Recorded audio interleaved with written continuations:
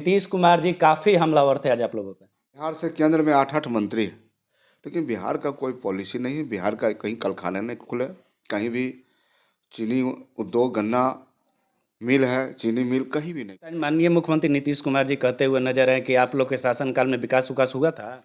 बिहार के नौजवान युवा ठगा हुआ महसूस कर रहा है। वो तो बोले हैं कि 1 करोड़ नौकरी या रोजगार देंगे। विशेष राज्य के दर्जे की बात थी, विशेष पैकेज की बात थी, कल कारखाने लगाने की बात थी, पलायन रोकने की बात थी। यूजीसी का जो मुद्दा है, यूजीसी के मुद्दा पर देखिए, अगर 2 तारीख को पटना के सड़कों पे छात्र उतरे थे।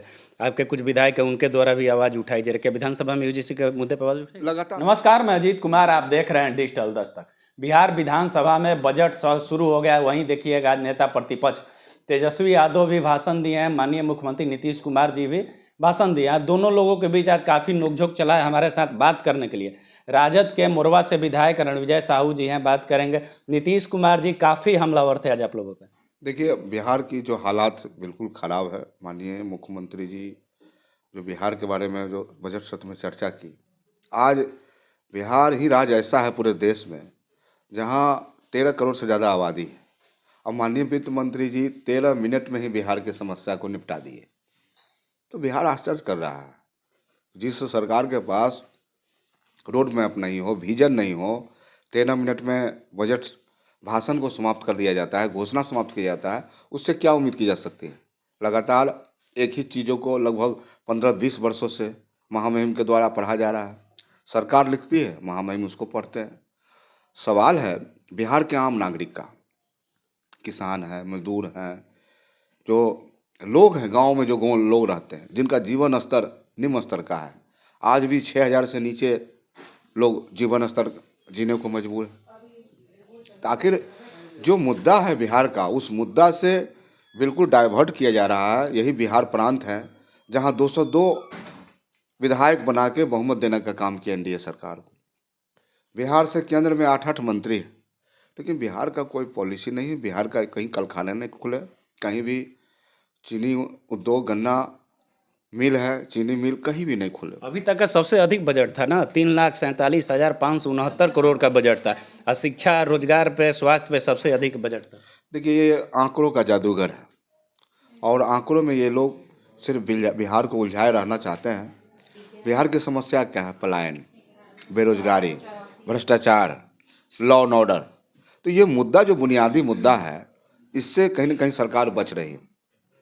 नीट छात्रा के बारे में जो घटना घटी, माननीय मुख्यमंत्री जी कहते थे 12 बजे रात को भी महिलाएं सड़कों पर निकल रही, बच्चियां साइकिल से स्कूल जा रही। लेकिन आज हो क्या रहा है? पूरी तरह से पटना ही नहीं, पूरे बिहार के सभी जिलों में महिला पर अत्याचार बढ़ा है, लड़कियों के साथ बलात्कार हो रहा है, लेकिन सरकार खामोश है। मुख्यमंत्री जी इस पर चुप्पी साधे हुए हैं, मुख्यमंत्री जी बोल नहीं रहे हैं। तो लगातार गृह मंत्री जी कि जब आप देखेंगे तब उनका बयानबाजी है, हम अपराधी को ख़त्म कर देंगे, अपराध मिटा देंगे। अरे 20 वर्षों से आपकी सरकार है, आप मिटा क्यों नहीं रहे हैं? कौन रोके हुए है आपको अपराधी को पकड़ने के लिए?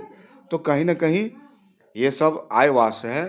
बिहार की जनता समझ रही है, राष्ट्रीय जनता दल की स्थापना ही गरीबों के उत्थान के लिए, गरीबों की आवाज़ के लिए हुआ था। नहीं तो आज माननीय मुख्यमंत्री नीतीश कुमार जी कहते हुए नजर आए कि आप लोग के शासनकाल में विकास-उकास हुआ था। अब तो देखिए, 2005 के पहले ही पीएमसीएच था, 2005 के पहले ही इंजीनियरिंग कॉलेज था।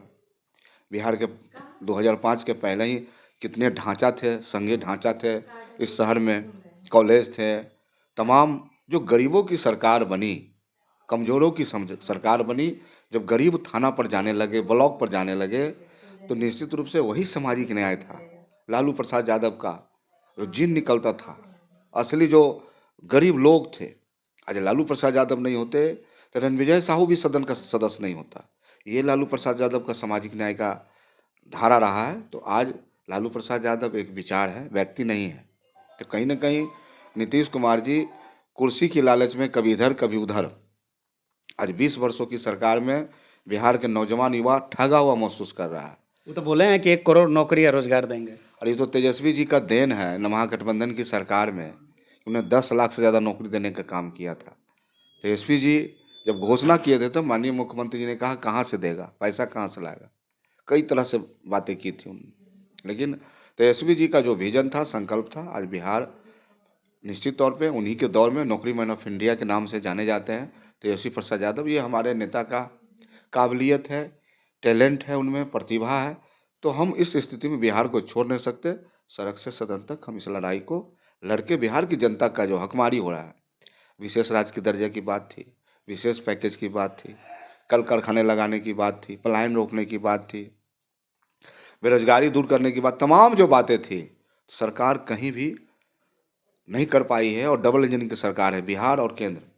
बिहारी पीटे जा रहे हैं दूसरे राज्यों में, मुंबई में, आंध्रा में, लेकिन इसको कोई देखने वाला नहीं है। यूजीसी का जो मुद्दा है, यूजीसी के मुद्दा पर देखिए, अगर 2 तारीख को पटना के सड़कों पे छात्र उतरे थे, आपके कुछ विधायक हैं, उनके द्वारा भी आवाज़ उठाई जा रही है। क्या विधानसभा में यूजीसी के मुद्दे पर आवाज़ उठाई? लगातार साथ सरकार तो गूंगी भी है, बहरी भी है। सरकार पूरी तरह से साइलेंट है, चुप है। लेकिन जहां यूजीसी की बात आई, गरीबों की अधिकार की बात आई, वंचितों की अधिकार की बात आई, दलित, महादलित, ईबीसी, अति पिछड़ा, सबके सम्मान की बात आई, तो भारतीय जनता पार्टी, आरएसएस के लोगों ने साजिश कर दी, कोर्ट में ले जाने का काम किया। जिस प्रकार से बिहार में जब आरक्षण का दायरा तेजस्वी प्रसाद यादव ने बढ़ाया और 65% आरक्षण किया गया, तो वहाँ भी कहीं न कहीं साजिश की गई और कोर्ट के द्वारा रोका गया। तो अभी हमारे साथ मोरवा विधायक रणविजय साहू जी थे। तमाम सवाल पे बेबाकी से जवाब दिए, पूरी बातों को आप सुने। ये बात कैसी लगी, आप अपनी प्रतिक्रिया कमेंट बॉक्स में दें। धन्यवाद।